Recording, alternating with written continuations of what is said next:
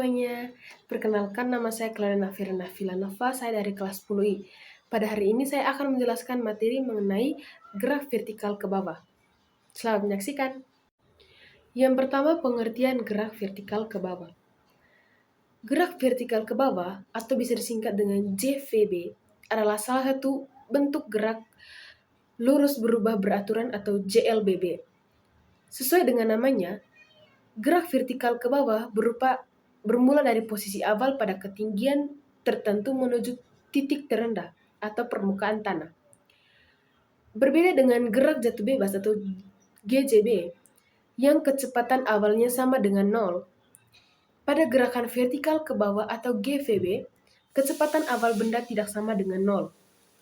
Dengan kata lain, benda mengalami sebuah gaya tertentu yang membuat benda bergerak dengan kecepatan tertentu pula. Misalnya, sebuah bola yang dilempar dari ketinggian atau yang biasa disimbol dengan H dengan kecepatan awal tertentu. Gerak vertikal ke bawah dikatakan gerak lurus berubah beraturan karena kecepatannya berubah secara teratur. Kecepatan benda pada gerak vertikal ke bawah meningkat secara teratur dengan percepatan konstan yaitu sebesar percepatan gravitasi bumi. Karena kecepatan tersebut bertambah seiring bertambahnya waktu, maka gerak vertikal ke bawah disebut juga dengan gerak lurus berubah beraturan atau JLBB dipercepat. Nah, dari penjelasan tadi dapat disimpulkan definisi dari gerak vertikal ke bawah, yaitu gerak vertikal ke bawah atau JVB adalah gerak lurus berubah beraturan dalam arah vertikal atau atas ke bawah dengan kecepatan awal tertentu serta mengalami percepatan sebesar percepatan gravitasi bumi. Poin penting yang harus kita ingat dalam konsep gerakan vertikal ke bawah adalah percepatan benda bernilai positif, sehingga kecepatan setelah waktu tempuh akan lebih besar dari kecepatan awalnya. Selama benda belum menyentuh tanah dan berhenti.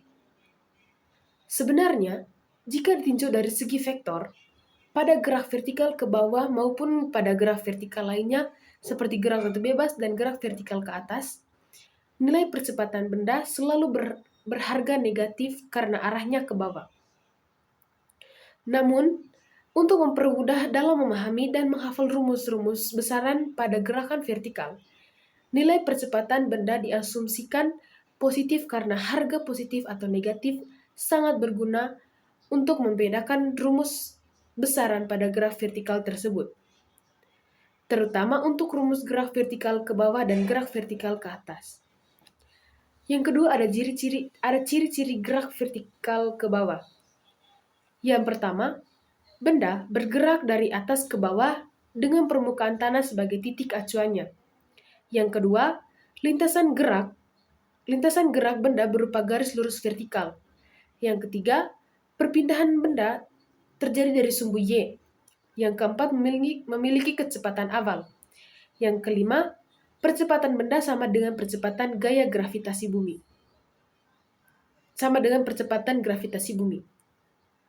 Sama halnya dengan gerak jatuh bebas, pada gerak vertikal ke bawah juga berlaku hukum kekekalan energi mekanik, di mana energi mekanik atau energi kinetik ditambah dengan energi potensial di semua titik sepanjang lintasan sama besar.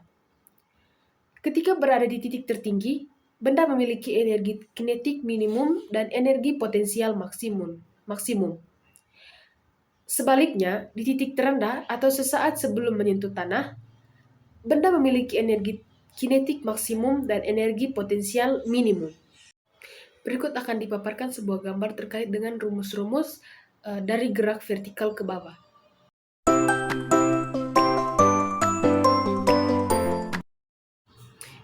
Itu saja dari saya, sekian dan terima kasih.